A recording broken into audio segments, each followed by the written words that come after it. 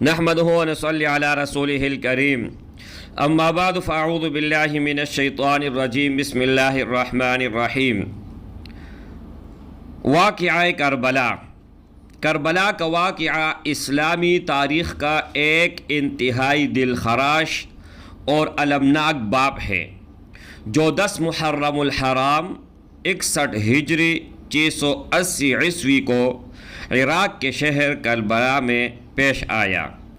یہ واقعہ نواز رسول حضرت امام حسین علیہ السلام اور ان کے اہل خانہ و رفقا کی شہادت کا ہے جس نے انسانیت کو غم میں ڈبو دیا۔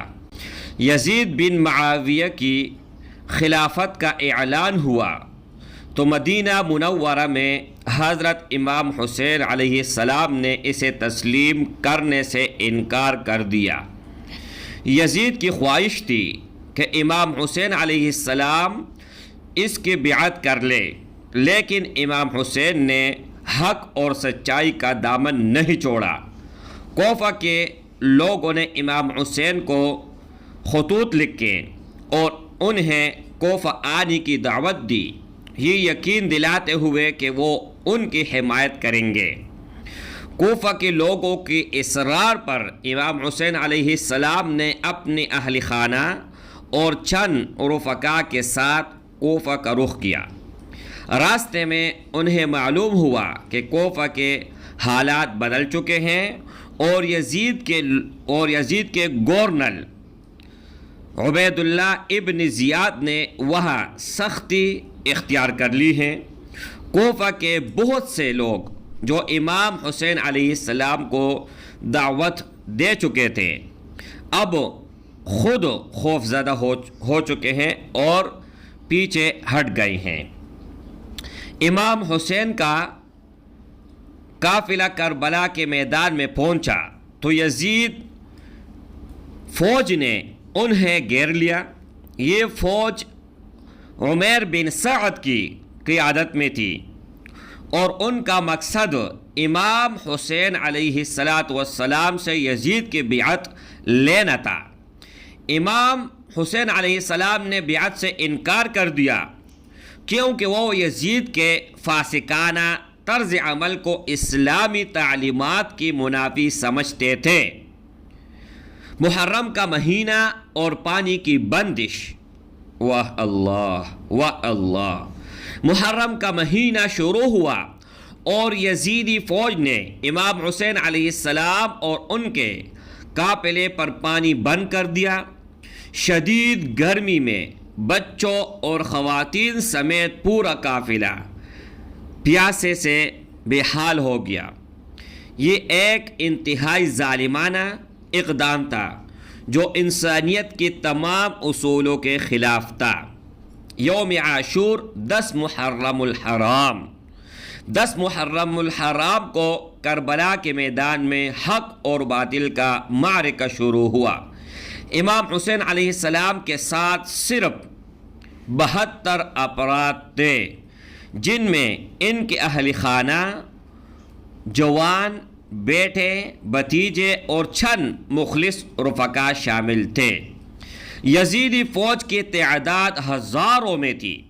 ایک ایک کر کے امام حسین علیہ السلام کے ساتھی جام شہادت نوش کرتے گئے لیکن کسی نے ہمت نہیں ہاری۔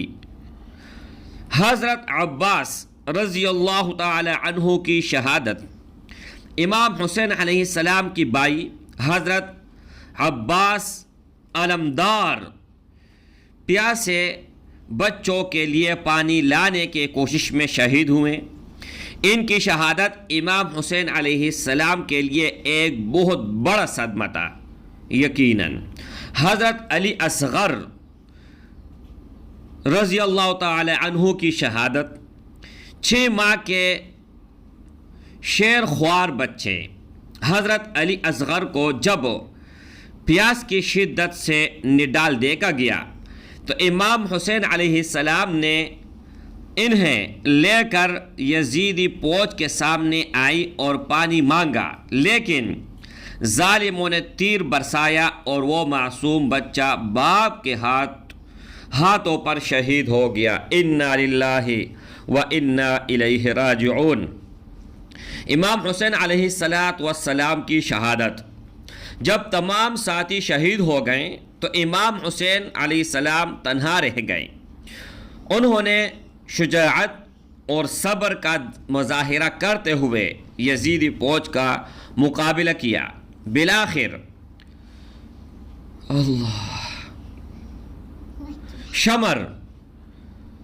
شمر نے آپ کا سر قلم کر کے آپ کو شہید کر دیا۔ انا للہ و انا الیہ راجعون۔ واقعہ کے اثرات۔ کربلا کا واقعہ ظالم کے خلاف مظلوم کی فتح کی علامت بن گئی۔ امام حسین علیہ السلام نے اپنی جان کا نذرانہ پیش کر کے اسلام کی بقا اور اس کے اصولوں کی حفاظت کی۔ یہ واقعہ رہتے دنیا تک حق پرستوں کے لیے ایک مشغل راہ بن گیا اور ظلم کے خلاف آواز اٹھانے کا درس دیتا ہے۔ کربلا کا غم آج بھی کروڑوں مسلمانوں کے دلوں میں تازہ دم ہے، اور ہر سال محرم میں اس کی یاد منائی جاتی ہے۔ یہ ایک ایسا دردناک واقعہ ہے جسے یاد کر کے آج بھی آنکھیں ابشار ہو جاتی ہیں۔ یہ وہ امام حسین علیہ السلام ہے جو نواسۂ رسول ہے۔ انہوں نے ہمیں سبق سکھائی، جنگ کے میدان میں، کربلا کے میدان میں نماز نہ چھوڑا اور اسلام پر ڈٹا رہا۔ مظلوم بن گیا لیکن ظالم کے سامنے نہ جھکا۔ اس درس سے ہمیں کیا سبق ملتا ہے؟ اس درس سے ہمیں بہت سارا درس ملتا ہے۔ سب سے بڑھ کر یہ کہ نماز کسی بھی حال، کسی بھی صورت نہیں چھوڑنی چاہیے۔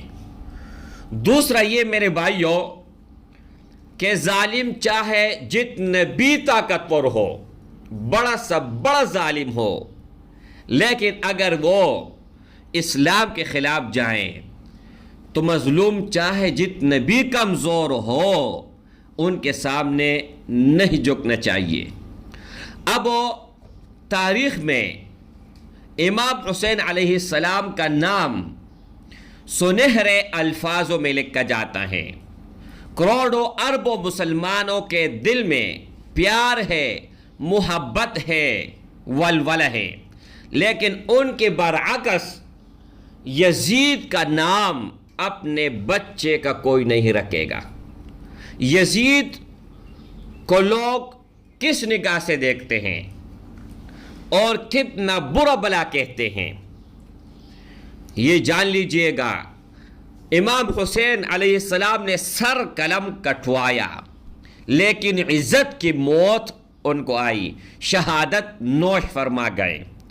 یزید نے حکومت کی اور عیش اور آرام کی زندگی گزاری لیکن ہمیشہ کے لیے لعنتی بن گیا۔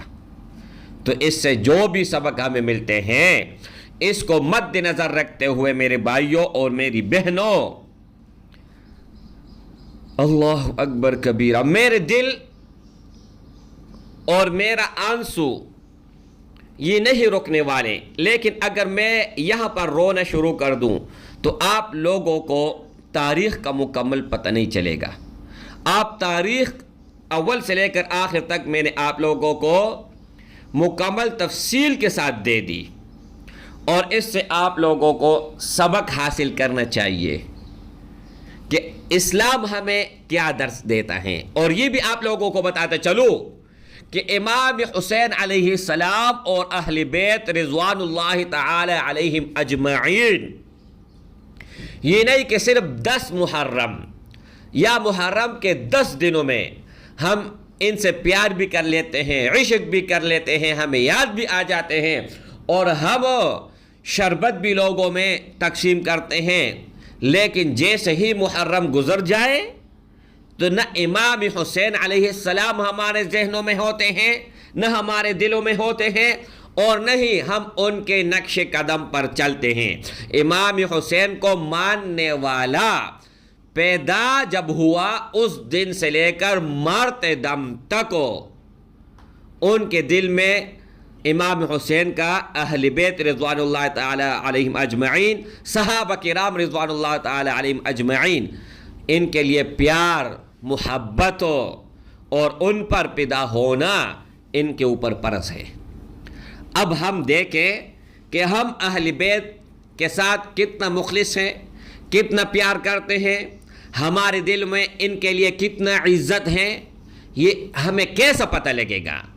یہ ہمیں ایسا پتہ لگے گا میرے بھائیوں کہ اگر ہم ان کے بتائے ہوئے راستے پر چلیں، ان کے احکامات کو مانیں اور انہوں نے جو فرمایا اور کر دکھایا ہم ان پر چلے، تب ہم حسین کو ماننے والے ہوں گے، تب ہم ان کا پیدائی ماننے والے ہوں گے۔